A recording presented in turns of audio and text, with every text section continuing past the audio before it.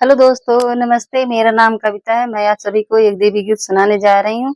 अगर मेरा गीत अच्छी लगे तो वीडियो को लाइक करें, चैनल को सब्सक्राइब करें। जय माता दी। मैया उजरी नगरिया बसाई जाओ, मैया उजरी नगरिया बसाई जाओ, मई हमारी नगरिया में आई जाओ, मैया हमारी नगरिया में आई जाओ।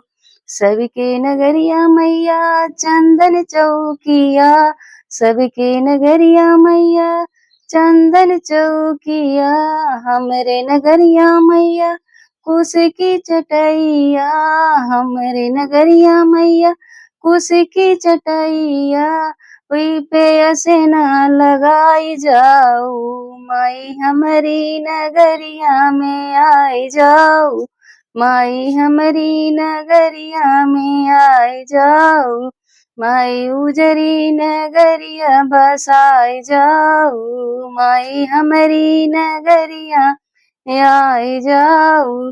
सबकी नगरिया मैया पूरी पकवानवा, सबके नगरिया मैया पूरी पकवानवा, हमरे नगरिया मैया चनवा बतसेवा, हमरे नगरिया मैया चनवा बतसेवा, वही के भोगवा लगाई जाओ, माई हमारी नगरिया में आई जाओ, माई हमारी नगरिया में आई जाओ, माई उजरी नगरिया बसाई जाओ, माई हमारी नगरिया में आई जाओ।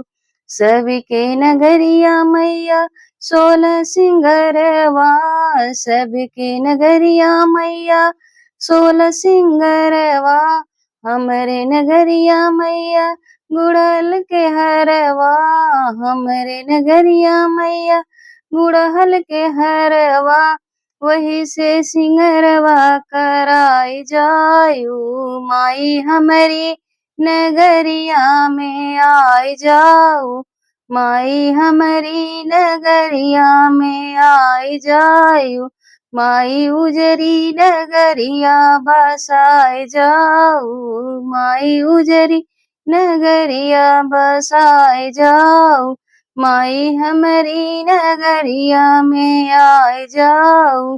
जय माता दी।